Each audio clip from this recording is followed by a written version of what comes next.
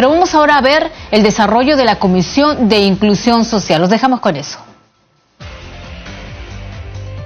Sumamente importante para el país, sumamente importante para la nación peruana, porque tenemos que considerar que el 10% de la población son personas con discapacidad.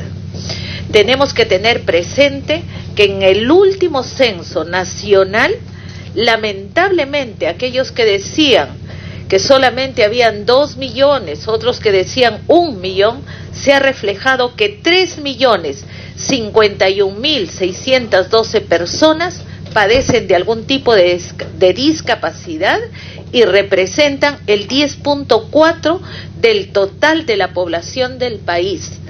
La importancia de esta mesa de trabajo nos tiene que llevar a propuestas claras de políticas públicas, de políticas sociales, pensando en que el centro de la política social, en lo que más se quiere, en lo que más se necesita, no es solucionar problemas de corto plazo, no es solucionar problemas de coyuntura, es fortalecer a este grupo de personas de tal manera que las fuentes de empleo tengan la posibilidad, también como política interna dentro de sus empresas, tenerlos como personas autónomas, como personas que en igualdad de oportunidades tienen derecho a desarrollarse. Es fundamental también, le hablo al presidente Martín Vizcarra, le hablo a los ministros de los diferentes sectores, es fundamental pensar en las políticas públicas redistributivas que tengan presente no solamente el tema de justicia social, sino el tema de inclusión social, porque no habrá cohesión a lo largo y ancho del país, como peruanos que somos, si es que no hacemos este trabajo. En ese sentido, yo le doy las gracias a cada uno de ustedes, recalcando siempre que tenemos que analizar a fondo los datos que nos presenta el Instituto Nacional de Estadísticas. Dentro de este problema tan crucial, 57%, o sea, 1.739.179 son mujeres, 43%, o sea, 1.312.433 son hombres. Y tenemos un 48%, o sea, la mayor cantidad de personas con discapacidad no pueden ver. Por lo tanto, ¿qué hacemos los sectores? ¿Qué hace el Estado? ¿Qué hace el sector salud? ¿Qué hace inclusión social? ¿Qué hace la mujer para generar proyectos y programas que nos permitan sacar adelante a este importante grupo de peruanos que no les falta talento, que no les falta habilidades, que no les falta actitud positiva para prepararse y salir adelante? En el segundo grupo están las personas que tienen dificultades para movilizarse, otras para oír, otras para aprender a atender, otras para relacionarse con los demás, otras para comunicarse. Un llamado no solamente al presidente de la República y a los ministros, sino a las nuevas autoridades de distritos, de provincias, de regiones, para ese trabajo articulado, para fortalecer la SOMAPED, para fortalecer las OREDIS, para fortalecer las ordenanzas que tienen que ver con el desarrollo humano y el desarrollo social, y que nos permita sumar esfuerzos desde el Congreso para generar nuevas iniciativas que complementen el trabajo que hay, y hablarles a tantas ONGs que nos ayudan para que también demos una mirada proactiva hacia un trabajo consistente desde los primeros años de educación inicial, porque educación inclusiva no es poner 2 niños con algún tipo de discapacidad en el aula, sino que todas nuestras mentes de profesor, director, alumnos, padres de familia, estén abiertas al cambio, abiertas a incluir, abiertas a fortalecer y a complementar ese trabajo que una docente pueda tener en el aula, y preparar también especialistas en la materia, porque no todos los tipos de discapacidad son iguales. En ese contexto, queremos en esta Comisión de Inclusión Social dejar sentadas las bases de un trabajo diferente, más de fondo que de forma, sin dejar de escuchar la problemática nacional, sin dejar de trabajar por aquel segmento que para nosotros es sumamente importante, como es tan importante, y me he pasado de comisión en comisión hablando de la paridad y la importancia de la paridad y la alternancia del trabajo de la mujer en el tema político, en el tema gerencial, en los 3 niveles de gobierno, porque justamente son estos temas que llegan a mi despacho con el sufrimiento de las madres, de las abuelas, de mujeres que han dejado todo por el cuidado de ese niño o niña que tiene algún tipo de discapacidad.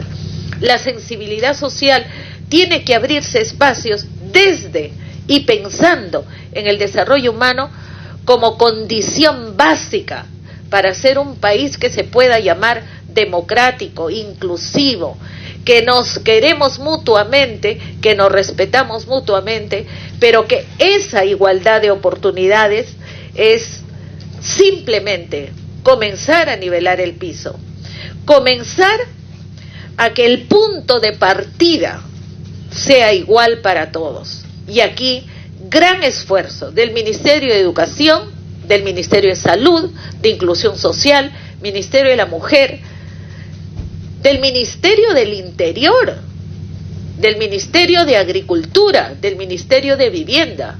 Una cosa es que las sillas de ruedas hayan podido ingresar a esta aula.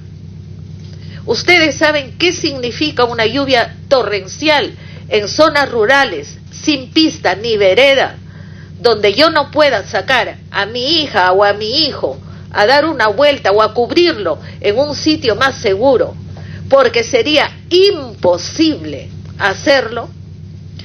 Pero eso no es lo más grave.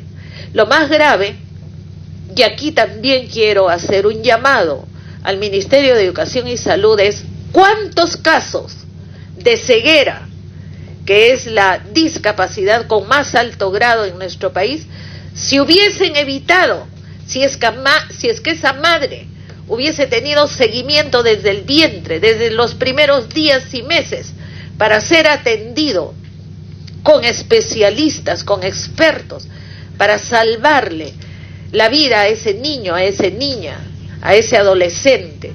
Entonces, la parte reactiva en salud nos impide detectar males que a tiempo pudieron haberse solucionado.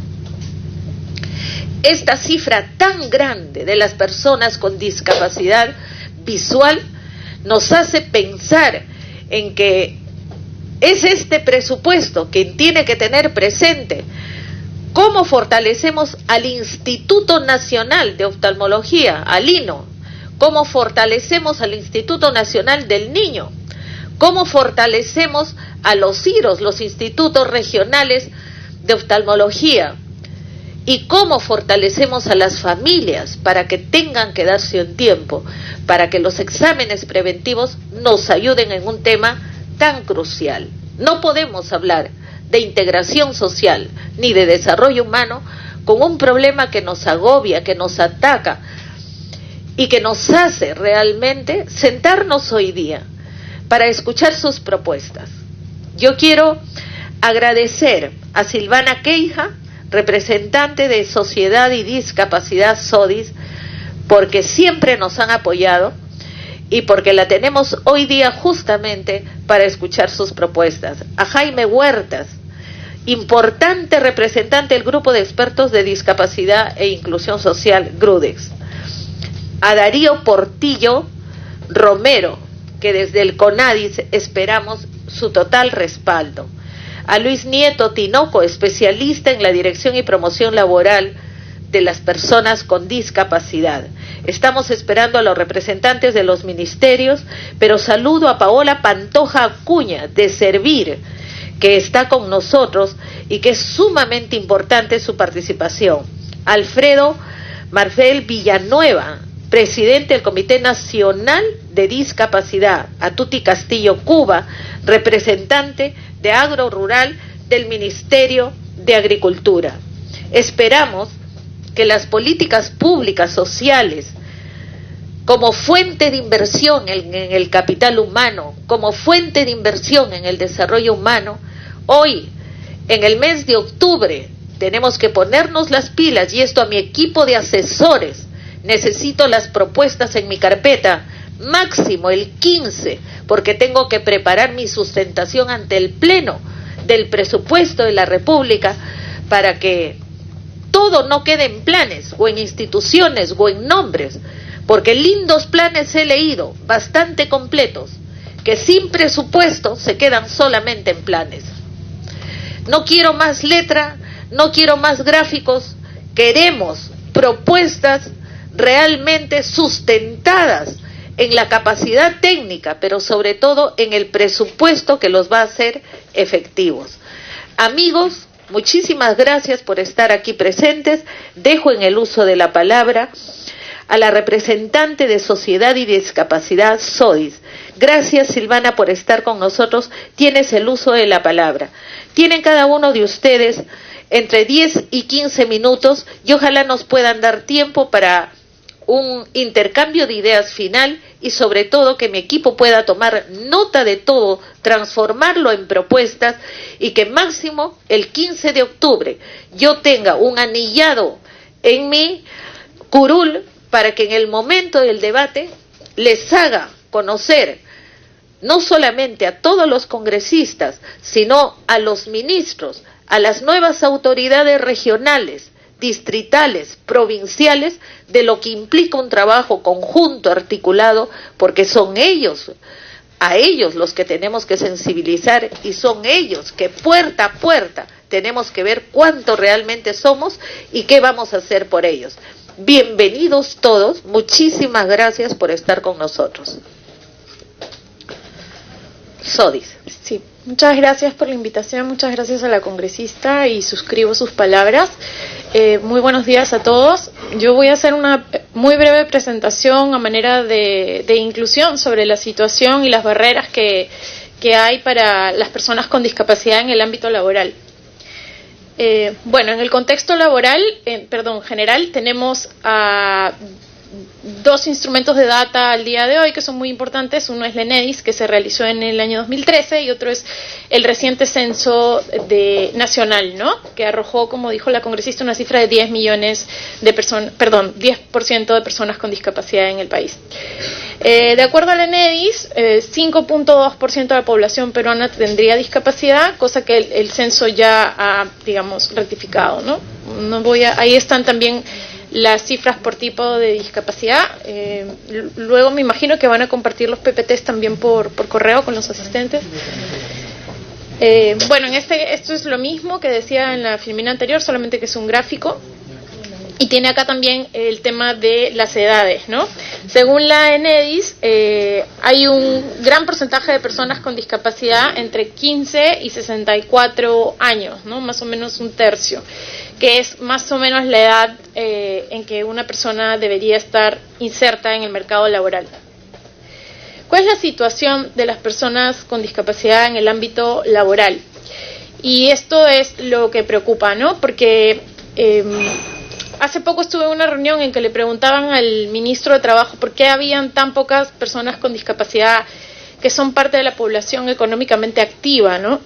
Y justamente con esta presentación trato de responder un poco, porque la gran mayoría, el 76.8% de las personas con discapacidad son personas que no están buscando trabajo ni están trabajando, ¿no? Es decir, casi 8 de cada 10 personas con discapacidad ni siquiera buscan un trabajo. Y eso no tiene tanto que ver con lo que haga o deje de hacer el Ministerio de Trabajo en sí, sino con una serie de barreras que existen para justamente lograr ingresar al mercado laboral y al mercado económico en general, ¿no? De esa población económicamente activa de personas con discapacidad, es decir, de las que sí buscan empleo, tenemos que un 12.1% está desocupado, es decir, no trabaja. Y esta cifra es preocupante también porque representa el doble de desempleo de la población que no tiene discapacidad. Es decir, en cifras generales, en la población en Perú, la cifra de desempleo es de 6%, mientras que en la población con discapacidad es el doble. Sin embargo, también hay que resaltar que de esta cifra que se encuentra, digamos, ocupada dentro de las personas con discapacidad, están también considerados los trabajadores independientes, que representan el gran grueso, digamos, ¿no? Las personas que están empleadas dentro de las personas con discapacidad únicamente representan el 15.3%, ¿no? Que también es una cifra muy baja, lo cual nos indica que hay un alto nivel de subempleo también dentro de este colectivo. Luego, bueno, esto es una cifra, todas estas son cifras de la ENEDIS, y lo que nos decía es que 40% del total de la población económicamente activa de personas con discapacidad recibe ingresos mensuales inferiores a 750 soles, ¿no? Lo cual también es bastante preocupante porque, como sabemos, además la discapacidad comporta muchas veces costos adicionales que esta cifra no alcanzaría de ninguna manera para cubrir, ¿no? Y hemos visto en muchos casos que personas con discapacidad, por el hecho de, por ejemplo, no poder cubrir los taxis para ir a trabajar, les resulta más económicamente cómodo quedarse en su casa, ¿no? Luego, otra cifra es que el 73.2% de personas con discapacidad empleadas de modo dependiente no consiguió que su puesto de trabajo se adecuara a su discapacidad. Acá también hay un problema con el tema de los ajustes y los apoyos, ¿no? en el ámbito laboral, que ya lo voy a explicar más adelante. En el marco internacional y a modo muy general también tenemos la Convención sobre los Derechos de Personas con Discapacidad, en el cual el artículo 27 hace un llamado a la protección de los derechos de las personas con discapacidad, a las condiciones de trabajo justas y favorables, condiciones de trabajo seguras y saludables, y a que el Estado promueva también en el sector público y en general el empleo de personas con discapacidad. Como saben, este instrumento internacional ha sido ratificado por el Estado peruano ya hace 10 años. También hay una protección constitucional. Nuestra Constitución, en su artículo 23, señala que el trabajo es objeto de atención prioritaria del Estado, el cual protege especialmente a la madre, al menor de edad y a la persona con discapacidad que trabajan.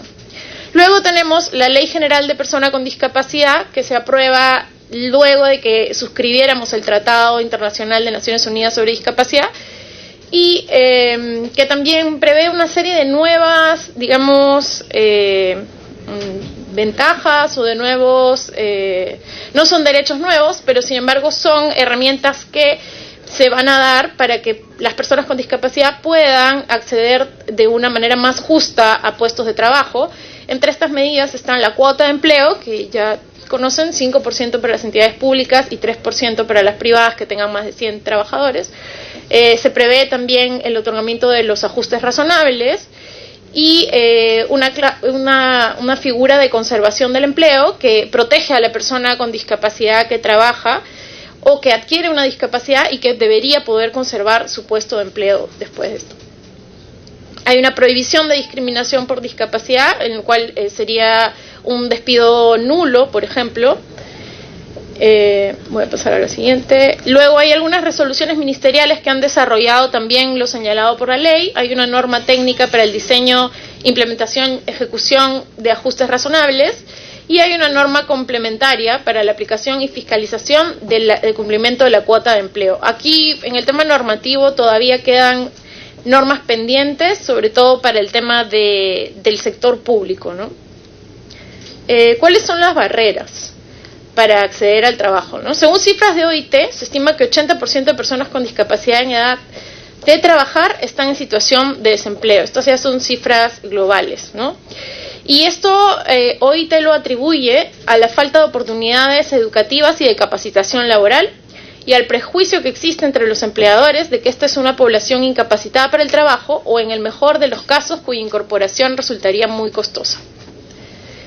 Entre una de las barreras principales que hemos visto siempre es el tema del transporte, ¿no? Lamentablemente no existen en el país medios de transporte público accesibles. Incluso los más modernos tienen muchos problemas de accesibilidad, como el Metropolitano y el Metro 1. Y bueno, se espera que en los próximos, y bueno, incluso se han implementado sistemas de transporte como el Corredor Azul que no son accesibles en absoluto, ¿no?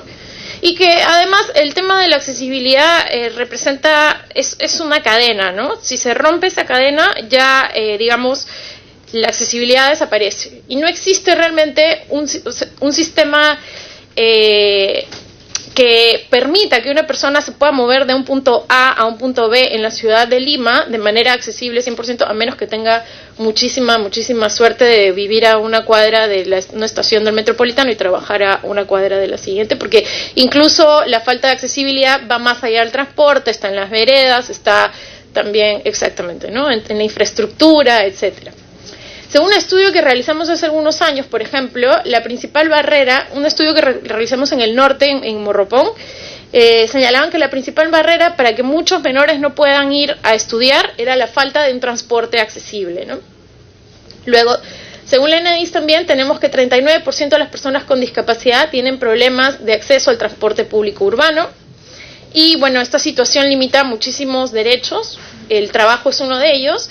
Y les cuento un caso de una persona que nosotros apoyamos, que vive en una casa, digamos, en Janoprem, que es una casa de personas con discapacidad, que, bueno, viven varias personas con discapacidad de manera autónoma, ¿no? Independiente. Esta persona tiene que gastar 30 soles al día en ir a su trabajo, ¿no? Tiene que gastar, me parece que son 10 soles ida el taxi, 10 soles regresa el taxi y 10 soles más para pagarle a la persona que lo acompaña, ¿no? Y él gana 1.500 soles. Entonces ahí pueden ver claramente cómo esto representa una barrera. Otra barrera es la educación, ¿no? La falta de una educación inclusiva y de calidad para las personas con discapacidad hacen que a la hora de llegar a una edad en la que deben ser insertadas, en que podrían o deberían insertarse en el mercado laboral, no tengan la preparación suficiente. Por ejemplo, en nuestro país la educación inclusiva recibe únicamente el 0.2% del presupuesto del sector educación. 40.5% de la población con discapacidad solo tiene educación primaria y 23.6% no tiene educación. Finalmente, a nivel nacional, el 2.3% de las personas con discapacidad de 15 y más años de edad realizó estudios o realiza actualmente algún curso o programa de capacitación. Esto quiere decir que solamente el 2.3% de personas mayores de 15 años tienen acceso a una educación, digamos, técnica o superior, ¿no? Entonces, esto también representa una barrera. Es muy difícil conseguir un trabajo, o bueno, puede ser más difícil conseguir un trabajo en la medida en que no se haya por lo menos culminado la educación básica o que no se tenga una formación posterior también. Otra barrera son los prejuicios y los estigmas, ¿no? Ahí he puesto una caricatura que hizo Carlín cuando justamente se discutía uno de los principales problemas que se entendieron como problemas de la ley de las personas con discapacidad, que fue el tema de la cuota, ¿no? Y que el presidente de CONFIEP, ¿no?, que ahí lo ven dibujado, salió a decir que contratar a personas con discapacidad implicaría un sobrecosto y que no se podía aceptar el tema de la cuota, ¿no?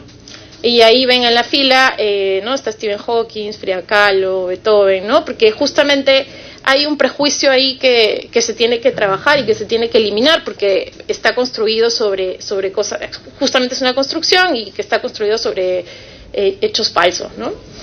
El 23.1% de las personas con discapacidad que no han podido conseguir un empleo consideran que la razón de ello es la discriminación por parte de los empleadores, y el 16.1% estima que la razón de su desempleo es que lo subestiman, ¿no? Entonces, ahí tenemos reflejado incluso en cifras este tema de los prejuicios y los estigmas, ¿no? Otras barreras también es, por ejemplo, que se confunde mucho el tema de incapacidad para el trabajo y la discapacidad, ¿no? Porque lamentablemente la mayoría de personas con discapacidad también se encuentran dentro de lo que se comprende como pobreza, y se exige esto para poder acceder a una pensión. Y por esta doble situación de vulnerabilidad, muchas familias prefieren asegurar una pensión a que una persona trabaje, ¿no? Eso también lo hemos visto muchísimo. También hay un tema de falta de apoyos. Por ejemplo, no existe ningún servicio a nivel de Estado que brinde asistencia personal para una persona que pueda requerir de un asistente personal de manera más, de repente, intensiva o durante todo el día, ¿no? una persona tiene que pagarse ese asistente, que muchas veces tampoco es una persona que esté preparada para respetar la autonomía o impulsar la autonomía de la persona, ¿no? Tampoco existen aún programas ni políticas sobre este tema, pero bueno, esperamos también que con la aprobación del decreto legislativo 1384 esto pueda ser impulsado paulatinamente, además que también está en el Plan Nacional de Derechos Humanos y en otros instrumentos. ¿Cuáles son los retos? El primer reto sería implementar sistemas de apoyos y políticas públicas acordes con esto, asegurar la accesibilidad en general, ¿no? en las comunicaciones, en la información, en la infraestructura y sobre todo en el transporte, que lamentablemente, y siendo realistas, es muy difícil que de pronto tengamos un sistema de transporte 100% accesible para las personas con discapacidad en los próximos años, pero también existen en otros países alternativas específicas de transporte para personas con discapacidad, y también el teletrabajo quizás sea una opción en muchos casos. Otra cosa muy importante es mejorar el sistema educativo actual, asegurando una educación de calidad para todas las personas, ¿no? Reforzar sobre todo la inclusión educativa, que no se está dando tampoco en nuestro país, y tanto en la educación básica como en la educación superior y en la educación técnica. Aprobar o crear un marco normativo que regule el tema de la asistencia personal y que pueda ser un servicio que el Estado ofrezca a las personas con discapacidad que lo requieran. Otro punto muy importante es el de la sensibilización, justamente por el tema de la barrera de los estigmas y los prejuicios. Otro punto importante me parece que es la inversión en programas de empleo y capacitación para personas con discapacidad. El Ministerio de Trabajo tuvo un programa que fue muy positivo, que se llamaba Empleo con Apoyos, pero lamentablemente fue un programa piloto que ya no está funcionando, pero que es un buen ejemplo de una buena práctica, ¿no? Y finalmente, incentivos y reconocimientos a las buenas prácticas en este sentido. Solamente dejarlos con otra cifra de la OIT, que señala que el costo de exclusión de las personas con discapacidad es de entre 5 y 7% del PBI de un país con ingresos medios como el Perú. Es decir, que para el Estado sería mucho más beneficioso económicamente el invertir en la inclusión que tener que invertir en pensiones o en otros servicios para que la persona se quede en su casa, ¿no? Es mucho mejor que se invierta en un sistema de transporte accesible, en asegurar la educación y el trabajo, para que estas personas también puedan aportar a la sociedad. Muchas gracias. Muchísimas gracias a Silvana Queija, de la ONG Sociedad y Discapacidad, realmente importante, y yo espero que vayamos complementando justamente estas propuestas. Escucharemos en estos momentos a Jaime Huertas, representante del Grupo de Expertos en Discapacidad e Inclusión que viene de Grudes. Muchas gracias, señora presidenta. Muy buenos días. Señoras, señores, buenos días. Mi exposición tratará de no redundar o no abundar en las cosas que ya ha dicho Silvana, pero sí vamos a conversar sobre algunos conceptos generales de discapacidad muy básicos, algo sobre la inclusión laboral, los sistemas de cuotas, los ajustes razonables y cuáles son las 10 razones que yo considero que se pueden brindar a un empleador para contratar personas con discapacidad. Cambio, por favor. Cambio. Desde hace algunos años, en las últimas décadas y especialmente después que se hizo la Convención para las personas, los derechos de las personas con discapacidad, la forma de tratar la discapacidad ha cambiado, la concepción ha cambiado. Todos los planteamientos tradicionales que estaban basados en recuperación de capacidades funcionales los han sustituido por otros que destacan mucho más la identificación y la eliminación de los diversos obstáculos que existen para la igualdad de oportunidades y para la plena participación de las personas con discapacidad en todos los aspectos de la vida. Cambio, por favor. Actualmente estamos convencidos que si modificamos la forma en que están organizadas nuestras sociedades, podemos reducir notablemente, incluso eliminar los obstáculos que cada día enfrentamos las personas con discapacidad y otros grupos vulnerables para llevar una vida independiente y plena. Esta forma de enfrentar la discapacidad, que se llama actualmente el modelo social y de derechos, establece que la discapacidad es un producto de las limitaciones de la persona en relación con su medio ambiente. Cambio. Es decir, y esto nunca me canso de decirlo, yo no soy una persona con discapacidad porque tengo un diagnóstico médico, porque estoy sentado en una silla de ruedas. Yo soy una persona con discapacidad porque la sociedad no me brinda las adecuaciones o los apoyos que yo necesito para poder desempeñarme en igualdad de oportunidades o en igualdad de condiciones que las personas que no tienen discapacidad.